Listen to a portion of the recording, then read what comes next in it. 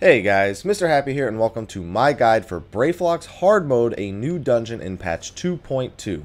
This dungeon requires a minimum item level of 55, rewards item level 70 gear, and can only be accessed after completing the quest Kurds and Slay from Blozong in Mordona. Running the entire dungeon without a duty roulette bonus also rewards 50 mythology tomestones and 45 soldiery tomestones. This dungeon is probably the easiest and fastest dungeon of the three new hard modes, even if you don't speedrun it. It'll start off with a winding path of enemies which includes raptors, goblins, co-worlds, and at the end you'll meet an Ochu and an Opo as well. There are even a few mobs protecting a treasure coffer to your left as you approach the Ochu and the Opo as well, if you're interested in it. None of this trash does anything special, though there is the Gob Machine G6 that will be shooting a cannon at you until you get past the watery section of the map. Clear all these trash mobs at whatever pace your party desires, speedrun it, don't speedrun it, whatever, but remember to pick up the tiny key from the goblins in the watery area before moving on. Open the door ahead to get to the first boss. The first boss is the Bomberman boss, as I call him. He has a few very basic attacks, nothing too damaging on your tank, goblin rush, auto attacks, nothing special. He also throws down bombs that create cross explosions that can easily be sidestepped. He will throw these with much greater frequency later into the fight, so just be ready to dodge a little bit more, and that's why I call him the Bomberman boss. He also does throw down other bombs, small AoE bombs that must be moved out of, very similar to the Gob Machine cannons that you were already dodging in the dungeon earlier. And finally, he summons Illuminati snipers that will lock onto a target and constantly shoot them for about 400-500 damage. If you're confident in your healer, just burn down the boss and ignore those Illuminati snipers. If not, just kill them off very quickly. Get through the bombardment and you'll be on to the next bit of trash. In this next part, you'll have to kill 3 groups of Illuminati goblins, each one consisting of soldiers and gliders. The soldiers just attack whoever is tanking, but the gliders occasionally swoop onto random party members and deal moderate damage, so expect some group healing.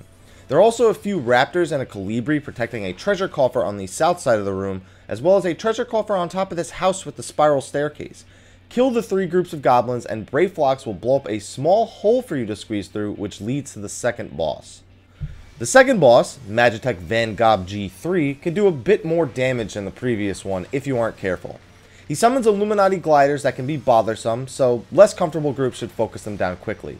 They do throw bombs at people, which gets annoying and plays into another mechanic of the boss as well. The boss himself has a line AoE in front of him that can be dodged easily, as well as an attack called Needle Rain, which just hits the entire party for moderate damage. He can also lock onto a single target and charge at them, dealing a few thousand damage to that target and anyone in his way, so don't stand between them. The main mechanic of this fight is the Goblin Oil that's spread around the room constantly. The oil gets thrown around the room and can cause an explosion if hit by certain moves. Bomb Toss from the Illuminati gliders is one such move, and the other is the boss's very small AoE Oversurge. If it hits one patch that is connected to several other patches, they will all explode and deal about 1500 to 2500 damage to anyone standing on top of the oil. You can be hit by multiple oil patches if you're standing in between them, but other than that, this move should not kill you. Also, if you want to get rid of some of the oil by yourselves, you can obviously tank the boss next to them to oversurge them before they become too plentiful, or you can keep an Illuminati glider up and stand in one of them with a bomb toss in order to make it cause them to explode early. Overall, this boss isn't too bad. You'll probably beat him without even doing any of that stuff, so beat him a little bit and then move on to the next bit of trash. The next bit of trash has some co-worlds, a Tarama, and more goblins. Also, don't miss the treasure coffer to your left after you see this first trash mob right here. It's off on a cliff.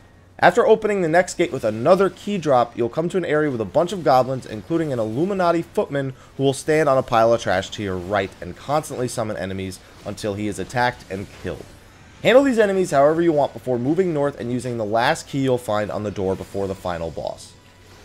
The final boss is the Gob Machine G6 that was bothering you before. This boss is actually a lot of fun. At the start of the fight, he won't do too much, just some damage to whoever is tanking him, easily healable. He does have a cone move too, so just don't stand in front of him next to the tank. Shortly into the fight, he'll summon a sniper and soldier that must be killed. At the same time, he'll start riding along the outside of the arena, so get to the center so you don't get run over, which if you do get run over, does a few thousand damage and knocks you back, so it does hurt quite a bit. After a short time, after you kill these goblins, he'll drop a bunch of bombs in the center of the arena. Use your AoEs and single target abilities to knock the bombs towards the outside of the arena before they go boom.